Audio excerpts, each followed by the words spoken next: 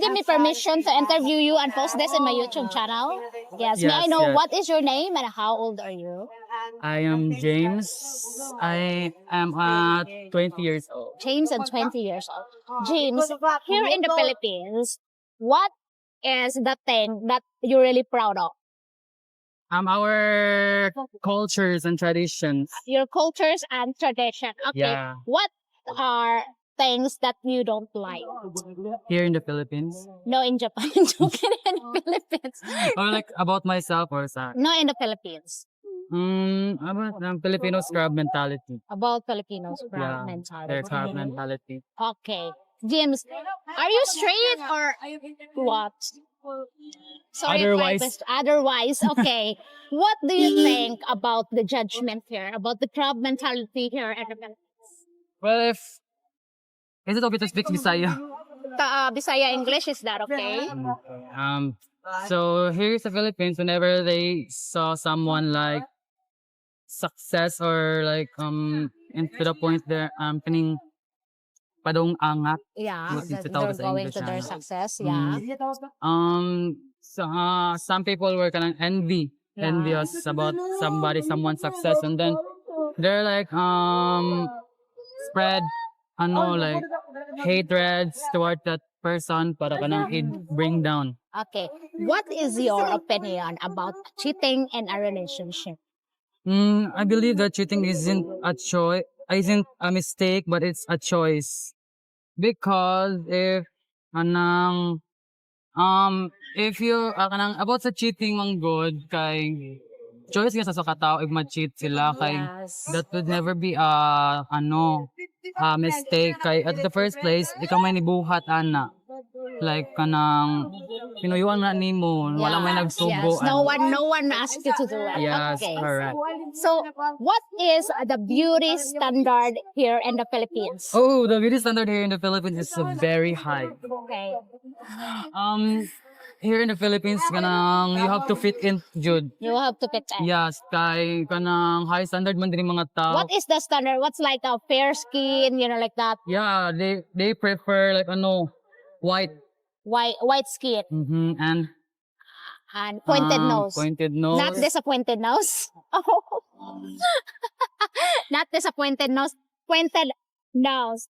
Okay. So, how you manage if someone judge you about your sexuality?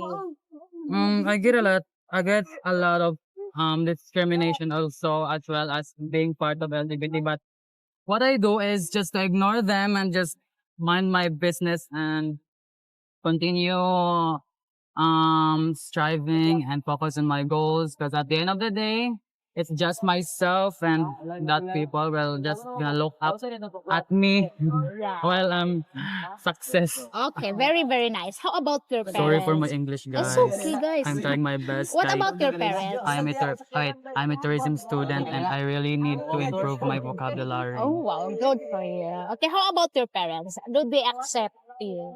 My mother, my mama. Your mama? But my father had a very hard time. At first, my father cannot accept me for who I am. But I confessed to him last year, I Yeah. think, and for him it's very like di niya kahit itanggap.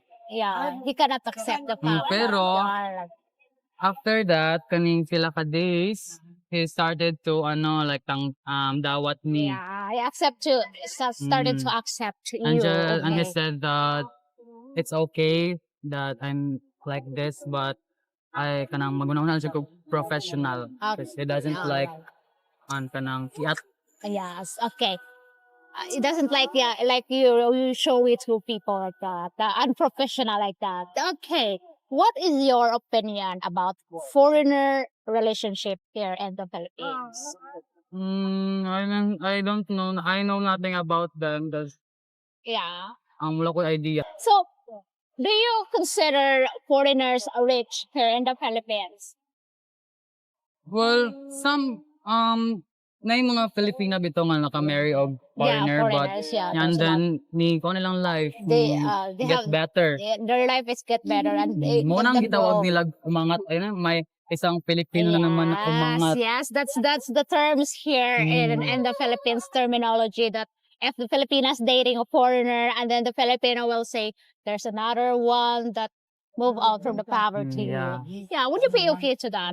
Would you also say that words to a woman? Yes, honestly, yes. Is that a mindset already? No, sometimes it is just for joke lang For bitaw. joke. Okay, for joke. So, Correct. okay.